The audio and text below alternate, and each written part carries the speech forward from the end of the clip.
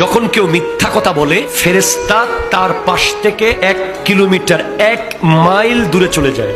কয় মাইল দূরে? 1 মাইল বরাবর। কেন চলে যায়? তার মুখের ভিতর থেকে মিথ্যার গন্ধ বের হয়, দুর্গন্ধ, যেটা ফেরেশতারা সহ্য করতে পারে না। ওনারা খুশবু পছন্দ করে। আপনার আতর লাগানো শুধু খুশবু না, কথার ভিতরেও খুশবু আছে। ওয়ান ম্যান শো মারা শুধু খুশবু না, সালামের মধ্যেও খুশবু আছে, আদবের মধ্যেও খুশবু আছে, সত্য কথার ভিতরেও খুশবু আছে। যখন কেউ সত্য কথা বলে তখন ওই কথা থেকে খুশবু বের হয়, ফেরেশতা তার কাছে থাকে। যখন কেউ মিথ্যা বলে ওই মুখ থেকে দুর্গন্ধ বের হয়, ফেরেশতা 1 মাইল দূরে চলে যায়। ওই ব্যক্তি মিথ্যা বলতে বলতে যদি মারা যায়, সে বেঈমান হয়ে মরার সম্ভাবনা আছে।